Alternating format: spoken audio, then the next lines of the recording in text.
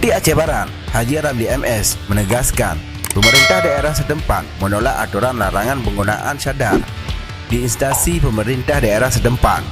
Menurut dia, penggunaan cadar oleh kalangan perempuan adalah hak azazi manusia.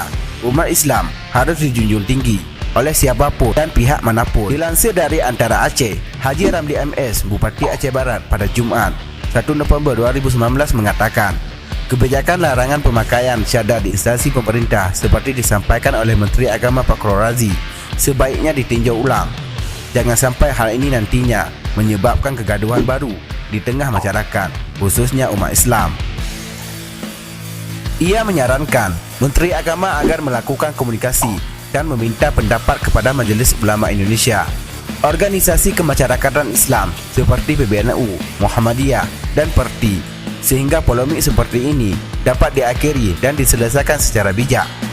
Apabila polemik ini tidak diselesaikan dengan segera, dikhawatirkan akan menyebabkan gejolak baru di tengah masyarakat, khususnya umat Islam. Hal ini dikhawatirkan akan mengganggu stabilitas nasional. Ramli MS menegaskan penggunaan busana muslim disertai cadar bagi muslimah dan penggunaan celana cingklang oleh laki-laki muslim tidak bisa diidentikan dengan paham radikal. Menurut dia, dalam ajaran agama Islam terdapat dalam kitab suci Al-Quran dan hadis sahih. Hal ini juga sudah dijelaskan dengan jelas bagaimana pedoman hidup manusia di muka bumi ini.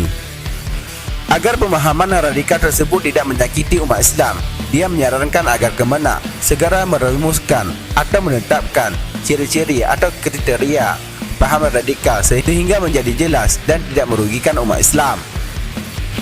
Bahkan apabila perlu, Kemenak meminta saran, masukan dan pendapat dari pemuka agama lainnya di Indonesia agar merumuskan paham radikal tersebut seperti apa dan bagaimana cara mengenalinya. Juga dikutip dari Antara Aceh pada Jumaat 1 November 2019, Ramli MS berkata, agama Islam ini adalah rahmatan lil alamin. Di dalam ajaran agama Islam tidak mengajarkan kebencian, pembunuhan, apalagi permusuhan. Karena agama Islam adalah agama yang penuh perdamaian dan kasih sayang.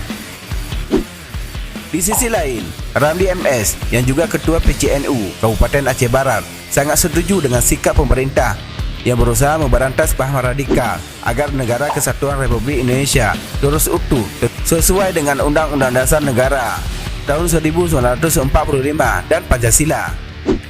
Namun dia tidak setuju apabila paham radikal tersebut disudutkan pada salah satu agama saja, misalnya kepada ajaran agama Islam.